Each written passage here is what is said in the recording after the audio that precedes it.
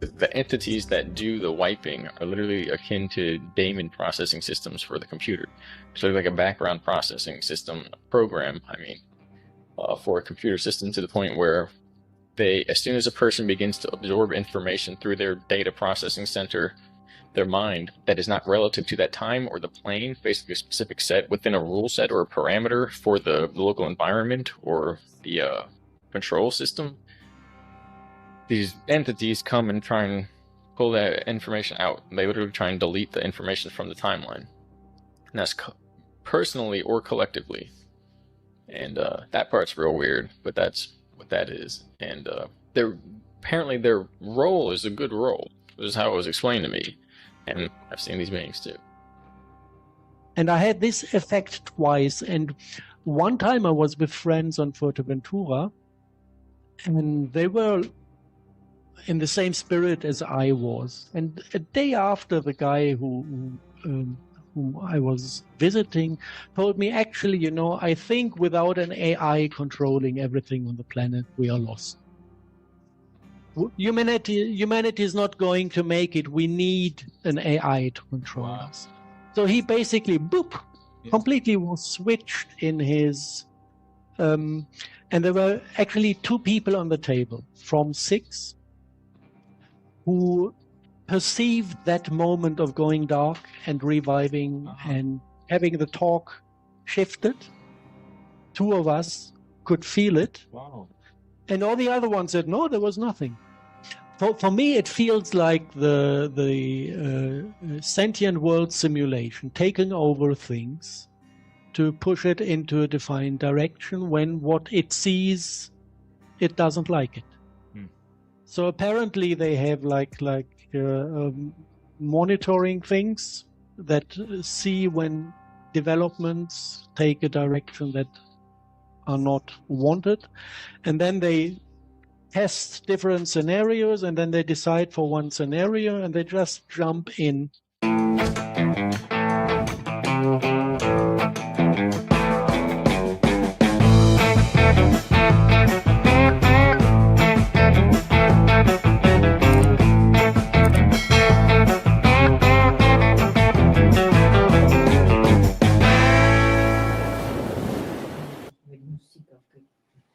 Hey, Inspire Tribe, my fellow freedom lovers, John Nolan here. Thank you so much for tuning in. It is Thursday, April 3rd, 2025. We're going out of the Matrix into Prime Reality. Thank you for joining us on X Rumble and YouTube for sort of a continuation, if you will, of yesterday's show. These subjects usually come in 2s and 3s, and they belong together. And today we're talking about timeline manipulation, changing the past, altering our perception of historic events of our own past to alter the future. There are many theories around this, but this is birthed really from an experience that many people are having. And so I'm going to ask you a question here. I'm going to go with you on that. Literally, I want to ask you, has this ever happened to you? You experience sudden drops in spiritual energy worldwide after peaks. Certain spiritual teachers or books or movements are fading from collective memory as if they never existed or had less influence than they originally did. Mass loss of momentum and movements that seem poised for major impact. A haunting sense of we've been here before, or deja vu regarding humanity's struggle. And strange missing information, books, talks, movies, events that seem to vanish from historical records. If you've ever experienced something like this, then you sort of kind of know what we're talking about here. And for a quick moment, I want to share with you when I personally experienced this for the first time. It was the buildup, and really the buildup for Christine and myself happened, I want to say, starting 2008, really. All the way through 2011 into 2012, many people experienced this worldwide. There was I don't want to say euphoric, but there was a big buildup in spiritual energy, in revelations, awakenings. We were at a really, really good point, and it felt like the knot was going to be cut And then, and I can't pinpoint it to a specific day, I just remember that a series of mornings where I woke up and felt like, oh my God, what has happened? It's like something's been reset, or and I couldn't really verbalize it at the time. I just felt like we've lost this momentum, and there was no visible external event for why this momentum was lost. And it wasn't just me. Christina had the same feeling. It was like, oh, we've almost made it. Like we felt that we were going to get through this breakthrough moment, and boom. And then the following years, collectively speaking, were extremely challenging because it was like we were starting the motor again. And I don't know if you've ever seen an old timer, a car from the 20s. You had to go up front to the engine and crank it, right? You had to literally crank the motor, and if you know, and sometimes you had to crank it often to get it started, and that's what it felt like. It's like we had to crank the old motor all over again, and we did crank it up. We did crank it up. We got to the 2019, 2020 thing, and boom! It's almost like the same thing happened all over again. One morning we woke up and like all our spiritual, all our consciousness progress is gone, and boom! And I started suspecting that there was more to the story than, oh, here's this big event on the outside. Or I started suspecting that there was a legitimate manipulation going on retroactively. And in my perception, it was like, okay, so these entities have a technology perhaps that allows them, you know, in my first, in my thoughts, it was like time travel, going back, changing something. So you changed the whole trajectory of things. Now I realized that I wasn't the only one having these thoughts, and I wasn't the only one thinking about how this could have been accomplished. And that's where, you know, the whole field of resets and manipulation of history and all that started really, really expanding, because many people were having similar experiences. So the theory is no longer simply about social engineering or mind control. This is about the manipulation of causality, the repetition of cycles, and the prevention of humanity's true awakening. And that's what I realized, is this is what it was about. You know, and then you take into account what the quote unquote whistleblowers were saying, you know, Project Looking Glass and all the others. And there was a sense of there's an inevitability of mankind's awakening, but at the same time, there was no real giving up of the powers that be or powers that were. So evidence suggests that certain factions have access to time looping or probabilistic timeline technologies, which have been used to interfere with humanity's natural evolutionary process. And I think it all comes together if you think about it. All the different explorations and the research and the consciousness journeys that people are having, that we all are having and doing, it all comes together that we are, I don't want to say trapped, that would be the wrong word, but we are in a system that is constantly being manipulated, but we are real consciousness residing within that system, and that is our struggle, right? Our struggle is that we are real, but this system has its loops and resets, and they're messing with it constantly. So here's a few quotes that I think are sort of, you know, you might have heard of some of them. And that was the guy from the intro. We're going to talk about him a little later, Octeles. The reality loop is artificial. Each time humanity nears freedom, the timeline is collapsed and rewritten. And I think this is what others talk about with the Phoenix phenomenon, with the 138-year loop and the bigger loop. And you know, the Bill Wood, whose real name wasn't Bill Wood, we know that. The guy from the Project Looking Glass interview with Project Camelot, he said the Looking Glass always showed the same thing, a mass awakening that cannot be stopped. But here's the thing. It is true, but it's like we're getting there, almost there, and boom, something happens. We're getting there, almost there, and boom, something happens. And we're not going to go deeper into how this could potentially be accomplished, but also what we can do to not be subjected to this any longer. It was determined by those in power that the only way to maintain control was to hide the true history of humanity and repeat it. And this is what the evidence suggests is what we've been going through, sort of over and over, the same loops. Google is not a search engine. It's an early stage consciousness filter. This cannot be overstated, that the entire technocratic sector, big tech, is not at all what it appears to be. That all these big search engines, big tech platforms, everything wasn't birthed from some kid in a garage, this bullshit story. In every field, the intelligence community and some sector of the government or military industrial complex is behind it and has sponsored this and has brought this out to the public for a reason. I'm now convinced, beyond the shadow of a doubt, that the entire internet was created to capture our thoughts, to capture where we are, what we're envisioning for the future, what we're fearing, that it was literally there, solely created as a surveillance tool to map out sort of our consciousness into the digital space. I would think that, you know, the project that has had its backlashes and that we have proven that we sort of hijacked certain sections of the internet for a while, but part of this timeline reset and the changing of history is also the manipulation of the internet. We'll get into that in a moment too. And here's just a principle. What has happened will happen again until you see the pattern and break free. And this is not just collectively, this is, you know, especially individually in our lives. We experience this. We experience the same thing over and over again until we become aware of it.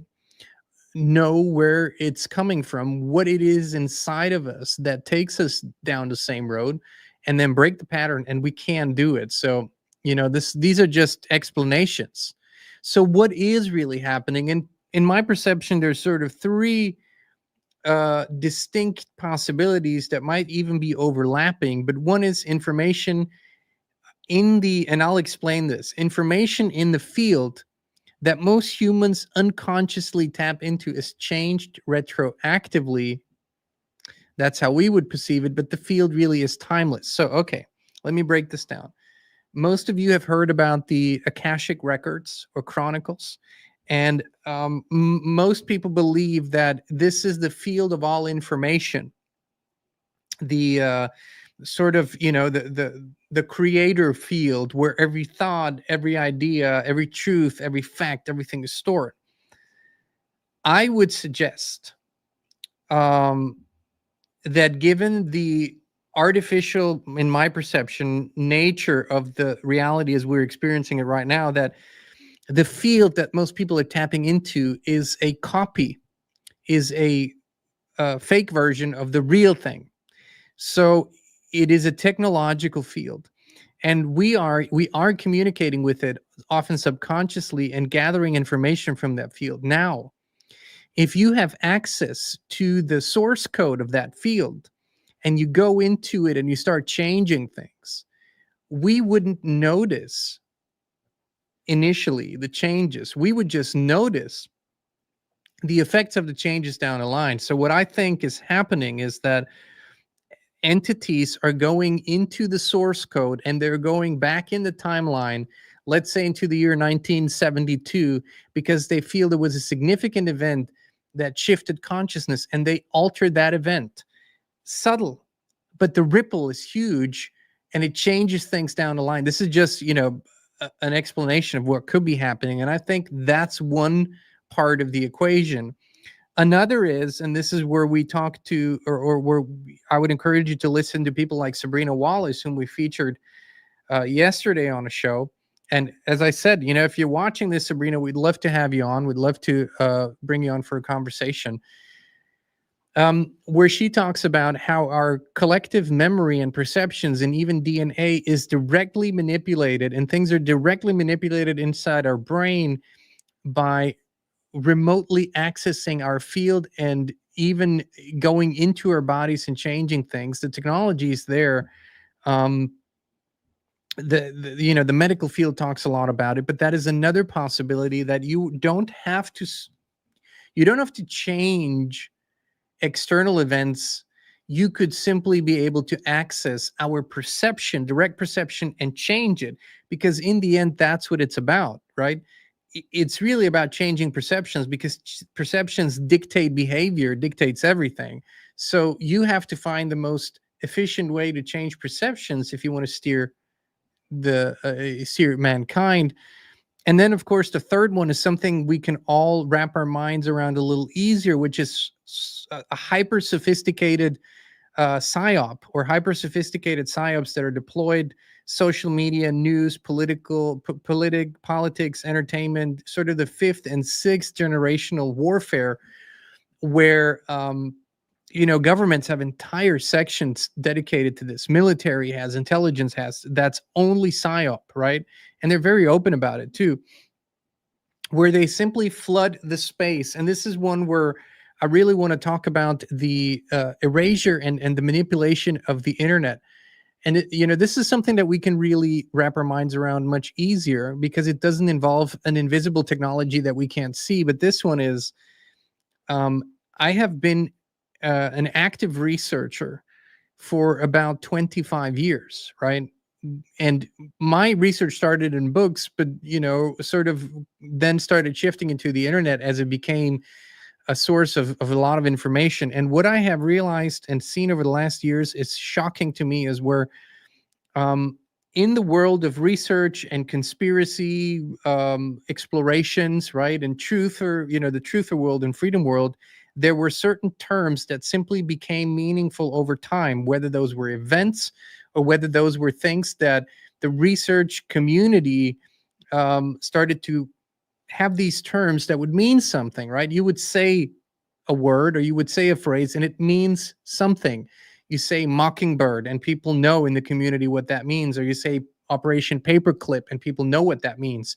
The Montauk Project, or Monarch, or people understood what those terms meant. And what I started to realize and see is that they have specifically targeted these terms and then created video games, TV shows, series, comics that are now attached to that name. And what happens is, as these video games and series and movies become popular, every time that somebody searches for those terms, rather than finding the original meaning, which was what the research community uncovered and leaked documents and declassified documents showed, it would just show a lot of results for movies and series and video games, and it would keep people from finding the true meaning of those terms.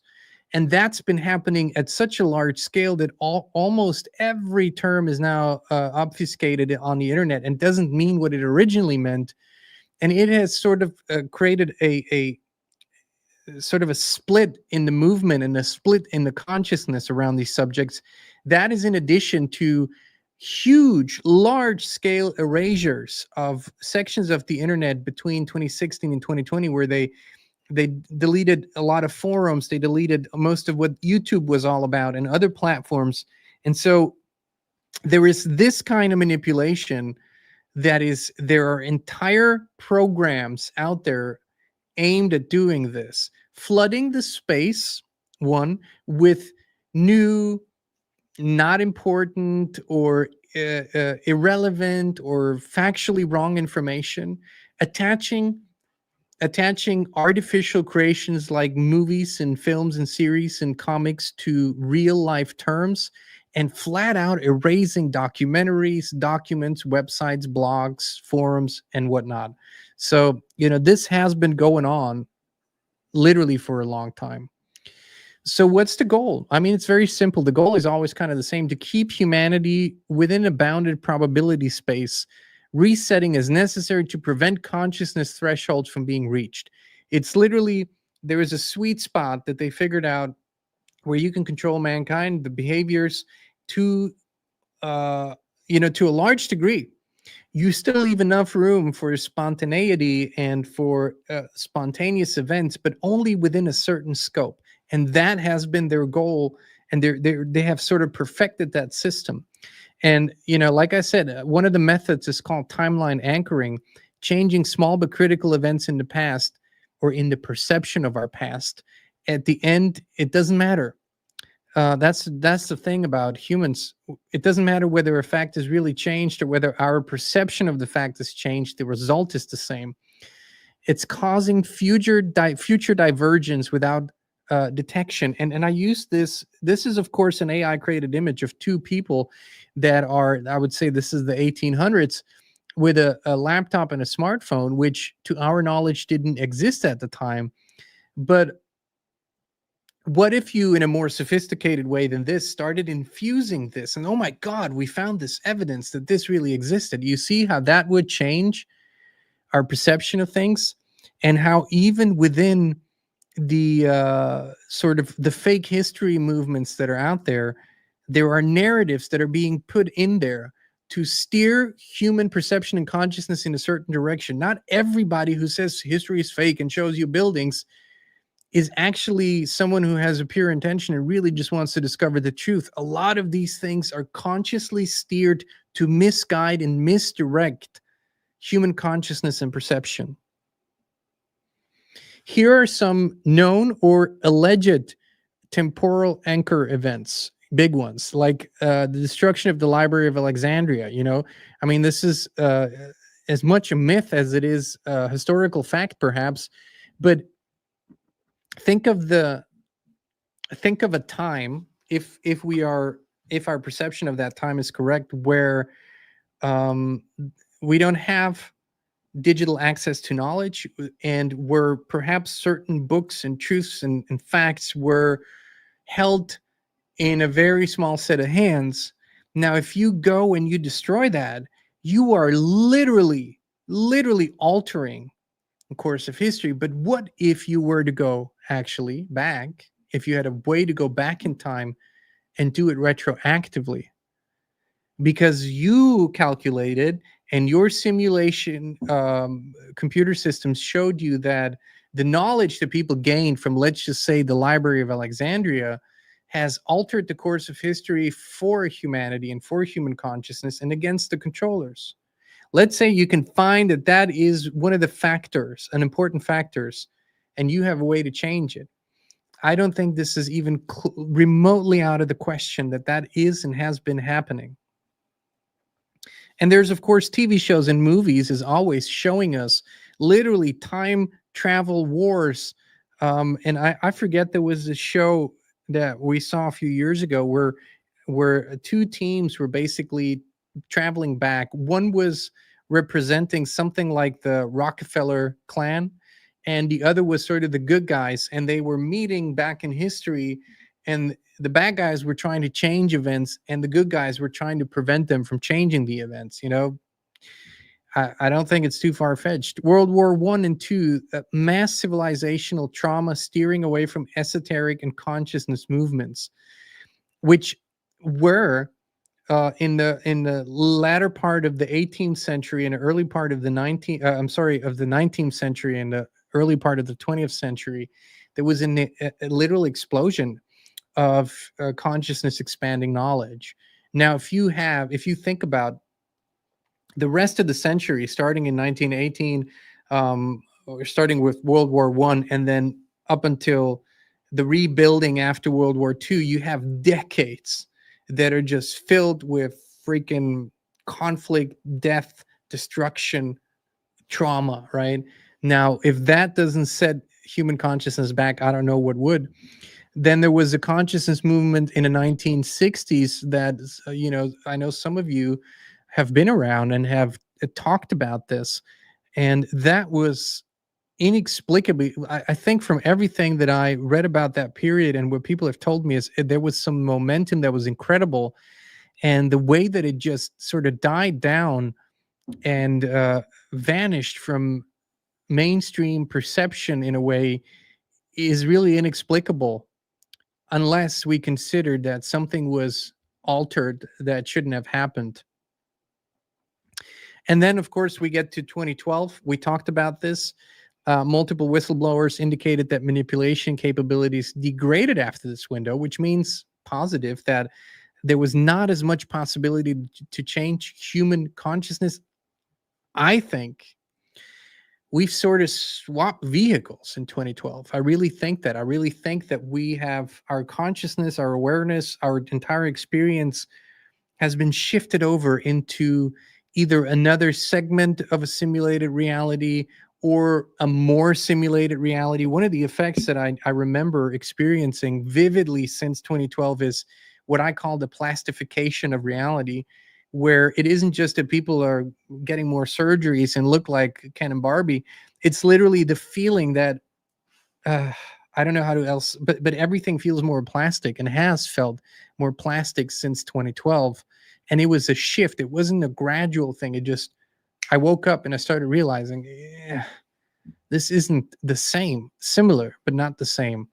And of course, the 2020 event is its own category of all of these principles overlapping.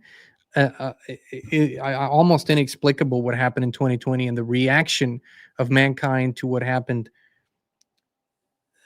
That wouldn't have been, I don't know if that would have been possible on the original timeline up to 2012, but it did happen in our experience. So what are these collective signals? Deja vu's intensity increases globally. And this is what I think a lot of you and a lot of us have been experiencing. A collective sense of missing time and or time speeding up. It's also something that so many people say, it's like, I don't know where that time went. It's like, even memory. Interesting. People have significant times and part of these phenomena are totally individual, by the way, but some are so widespread that they can't be overlooked, where people have entire years of their lives where they have very, very strong memories of, and then there's parts of their lives for no apparent reason, not trauma, not divorce, not something, but apparent for no apparent reason, where there's sort of a missing piece, not really knowing what happened or not having distinct enough memory.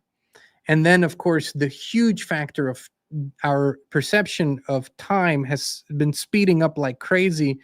And this used to be a phenomenon that everybody said older people experience as they come to the end of their physical life. It's like everything is faster, but now it's everyone. Now it's kids. Like, you know, they just can't believe how time flies. It's April, for crying out loud, 2025. So resurfacing of forgotten histories, lost technologies, and ancient knowledge. We're seeing this. Inexplicable historical shifts. And, you know, the Mandela effects, you can't, you know, one of the big ones really that a lot of people have experienced that is sort of mind-blowing, the lion and the lamb turned into the wolf and the lamb in all versions of the Bible. I mean, I don't know about you, but we all heard the lion and the lamb story at one point or another. Cultural glitches, where events appear subtly different from collective memory. This is the Mandela effect. Tanyam Square, I remember the guy being run over by the tank, apparently never happened. A lot of people actually do remember Mandela dying. I just saw yesterday one where I know it was announced that Val Kilmer died, but a lot of people said, I thought the guy died 2 years ago. I distinctly remember that. So there's more than enough examples that we can find in our lives individually and collectively. And like I say, we can't pinpoint it, whether that is CERN, could be, whether that's one of the many hidden projects in the background, or whether it is more simple, the manipulation of our perception and collective memory through technologies that we might not be aware of. Let's pull this up here. We're not quite done yet. So, excuse me. So this guy here, and I said we're going to get into him a little more.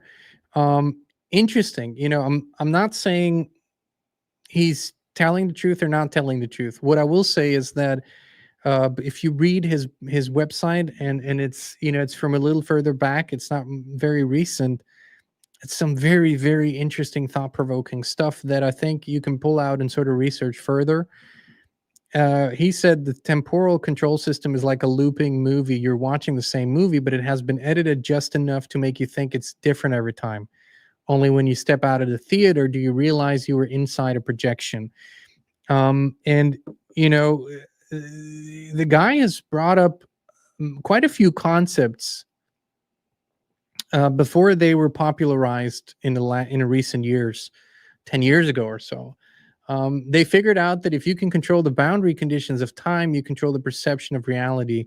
Humanity's stuck because it doesn't realize it's caught inside this trick. And like I say, if our findings are correct, that we are at least in a partially manipulated electromagnetic grid style reality, or in a full-on simulated reality similar to a computer game, sort of in a Truman Show, if you will, if you've watched a movie, then you would see that manipulating it into the future, into the past, wouldn't be that difficult because it's an enclosed system. And if you have access to the source code, you can change things, right? I can go to my computer today and change the date to 1969. The computer won't keep me from doing it. And every day I'll see the date of 1969 on my computer, although they weren't even invented yet in 1969. But I can do it on the computer. What problems are they facing? And, you know, it is to a certain degree speculative, but empirical evidence shows me these are the exact problem that all the controlling or wanna controlling entities are facing: free will. And this has been a big one. They cannot violate free will directly. That's why they need deception. This is such a big one. And I've tried to disprove this, but whenever I get to the core of a situation, I see, no, somebody has done something, even if they were blackmailed, even if they were otherwise enticed, lied to, deceived, but they had to eventually say yes to something or agree to something. And you will say, well, what about the child, the baby that is being violated? That baby certainly didn't agree to that. We can't say we can't speak for those situations simply because we have overlapping lifetimes and overlapping agreements within the reincarnation cycle. So we can't fully speak to that, right? And with certainty say it. All I will say is that I would never allow that to happen, and I would eliminate such a threat immediately if it isn't, you know, within my power to do so. Timeline convergence. After 2012, manipulation has become unstable due to unknown higher factors. And I would say that is true. That is very much true. That's why we have such a strange split up perception of reality, because consciousness is consistently breaking through the noise. Consciousness is, despite all efforts, on the rise. And that's what they're having huge problems with. Humans remembering, intuiting, and emotionally connecting across resets creates cracks in the loop. Quantum awareness, growing understanding of non-local consciousness weakens AI predictive models. This is where we literally break it up. Any kind of programming is where our consciousness, our true consciousness and our true creativity cannot be predicted. Every time they break the pattern. And this is where we override the program of this avatar, of this human, even our genetic programming. We can override it. Consciousness has the ability to do that. And so what they want to do, and this is like, you know, an eternal truth, is, like I said, keep consciousness within a certain boundary. Because when it is there, it doesn't access these higher fields of creation, these higher fields of creativity and thought and imagining and visioning. It is just a feedback loop recycler. And that's what they want to keep us really from doing. And that's what they're having huge problems with, right? Even with all the sophisticated technology that they're using. The most common question, if the timeline is being manipulated, how can I or how can we resist or break free? That's the most important and logical question. And a surprising answer from multiple independent sources, both ex-intelligence or military or spiritual, is that you can resist. That's the first thing, because the system is based on your participation and belief, not just technology. And if that weren't the case, and I will say this again, if the subjugation was the only goal with the weaponry and with the technology involved, they could simply roll over us and use sheer violence. For some reason, that doesn't seem to work. For some reason, that violates something that doesn't allow them to further their agenda. So they have to make us believe in it, and they have to make us participate in it. Like we've talked so many times about this. It's our active belief in a system, in a structure, in an authority, in a fact or truth that they present us with that makes it so. When collective consciousness agrees to something, it's a free will decision, it's a contract, it's a done deal. But when it doesn't, what happens? Because see, there's another side of this entire coin, that what we have also witnessed, the good news is, so what we've witnessed is positive streams, awakening streams, people waking up to stuff and realizing things and not participating in things any longer. And then we've experienced a manipulation. And then it was like consciousness was reset again, and it had to build itself up again all over again. But we've also experienced the exact opposite reaction, where there were heavy duty bad programs out there that the bad guys, if you will, were unleashing on humanity. But human consciousness was interacting those programs, and it's like they vanish overnight. It's like they just disappear. Like a big, for 2-3 weeks, they will push a big new outbreak on the media. It is everywhere. They call it a fact. They call it the next big thing. All this, the bells and whistles, the alarms, the red code, everything. I mean, they throw it all out there. They tell people how bad it is, how everybody's going to get, and everybody's going to, and then after 3 weeks, it just disappears. It just dies down because it couldn't gain momentum, because we weren't participating, we weren't believing in it, and hence we didn't make it happen. Do you see the correlation here? When we don't actively believe in it, we don't make it happen. And then they give up, and then it just disappears overnight. Whole campaigns, billion-dollar campaigns, just disappear. Why? Because we didn't believe in them. Truly, that's the fact here. So you can resist. Make deliberate, conscious choices every day. Stop autopiloting. Choose how you respond to situations. It's the number one thing. What's autopiloting? It's how you get from home to work and forgot how you got there. That's autopilot driving, autopilot everything. And we've been taught, our life has been sort of infused with so much activity that we need to autopilot to get it all done. But do we really have to? Are we just reacting to these circumstances? Become more conscious, be more present, breathe into the moment, anchor yourself in the here and now. And before you react, really breathe into it. Does this concern me? Is this the truth? Is there a manipulation going on? You are the one they need, and they need to convince. And if you can't be bothered, if you can't be convinced, well, they have a problem.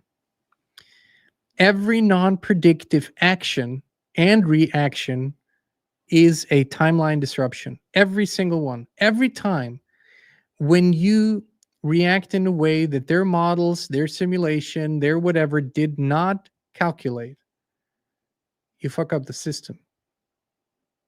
Congratulations. Intuition bypasses linear time. It is your direct connection to timeline bleed-throughs. So important that we understand this. Intuition is tapping into something outside of all these fields of control. Real intuition, not gut feeling. Let me make this clear. Gut feeling is a combination of your lifetime experience, of your biochemical processes, of your trauma reaction. It does have its advantages and its use cases, but it is not intuition. Your gut feeling is not intuition. Not even your heart feeling is really intuition. Intuition comes from a place that is expanded consciousness, and it's literally from a different reality. It's not the same thing. And here's a really cool quote. When I began trusting my intuition fully, everything changed. It's like the system couldn't see me anymore. That was an anonymous former Black Project operative. And it's also what, David Icke's been responding. And people ask, some people have asked us, how come you're putting out this information and they're not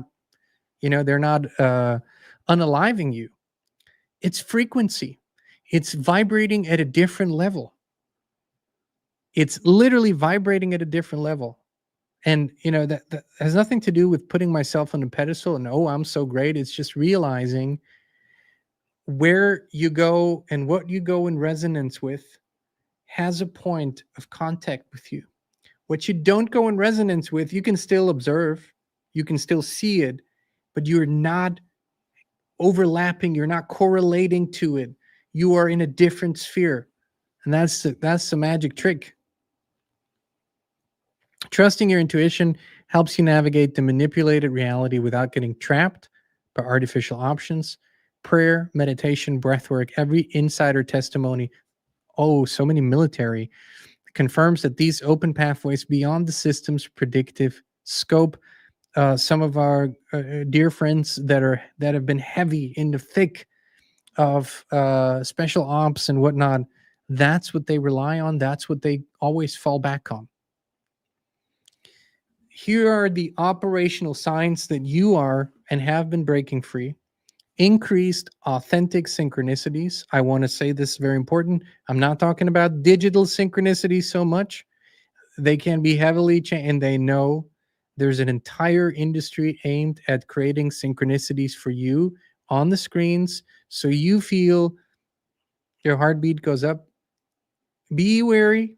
That's a different kind of synchronicity. I'm talking about the authentic one where you are away from maybe the devices and whatnot, and you have a thought-to-thought connection with someone. You can feel their presence before they come, those kinds of authentic synchronicities.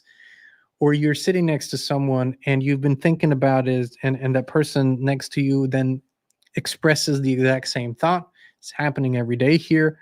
I'm talking about those kinds of things. Deja vu intensifies but feels different, like you're overriding a script, Big one too. Intuitive acceleration. You just know things faster. That's when knowledge appears in your being without you knowing exactly where from. You're tapping into the true field. Always remember that true knowledge, true information from the true field, always, even if it's disturbing knowledge, like disturbing information in terms of the implications, it still feels aligned, authentic, and coherent, and you feel like there's an expansion, not a contraction. Very important. Energetic clarity. Manipulative patterns become obvious. People become very clear on who's trying to bullshit them. Their bullshit meter goes up. Dreams become more vivid or lucid at times, not always, but at times. And a sense of detachment from predictive programming. You are simply seeing through the bullshit, the scripts, the lies, the manipulation. Even if it's subtle, even if it's very professional, you can tap into it and you're zoning out. You're not being a part of it. Nothing, absolutely nothing is impossible to reverse or change. And is impossible for true consciousness to override. There's no such thing. Consciousness, human consciousness, is by far, without exception, the most powerful energy and entity and thing that we could possibly imagine here. And the entire goal is to make us believe it's not so. The operative word being believe. Because what we truly believe and accept as a truth becomes our life. Choose wisely, my friends. Thank you so much for tuning in. Thank you for joining us here. We're going to get ready for a next round of storms. It's been a very long night. We've been up all night with tornado sirens and it going down left and right, front and just not here where we are.